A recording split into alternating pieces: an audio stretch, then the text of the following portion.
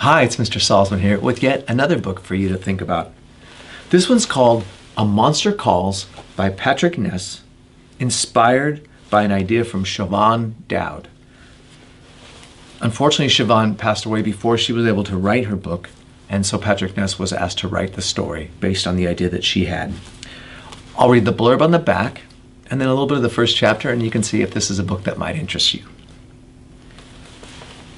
The monsters showed up after midnight, as they do. But it isn't the monster Connor's been expecting, the one from the nightmare he's had nearly every night since his mother started her treatments. The one with the darkness and the wind and the screaming. The monster is something different, something ancient, something wild, and it wants the truth. There is a quote right in the beginning. I'll just read it to you really quick because I think it's pretty awesome. It says, "You're only young once," they say, "but doesn't it go on for a long time? More years than you can bear."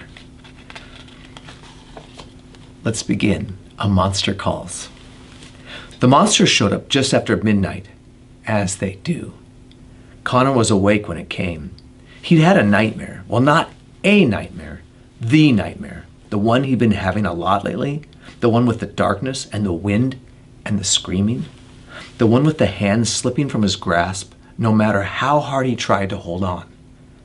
The one that always ended with, "Go away," Connor whispered into the darkness of his bedroom, trying to push back the nightmare, not let it follow him into the world of waking. Go away now.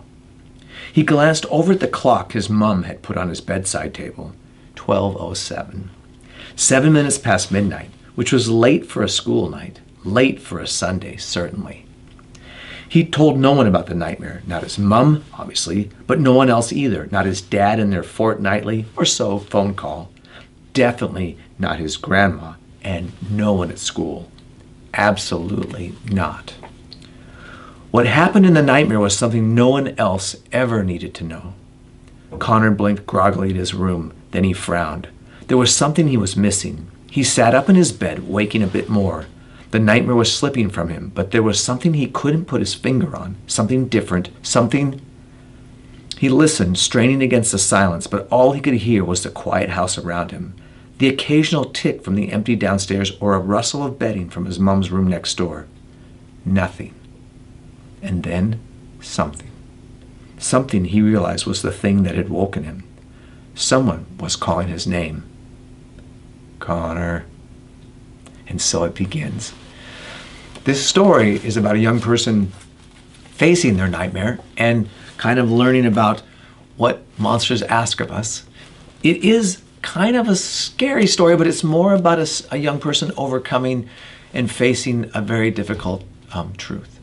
If you like books about that are kind of fantasy but have a kind of realistic quality and relate to some of the difficulties that we face, you will enjoy reading A Monster Calls. Thank you.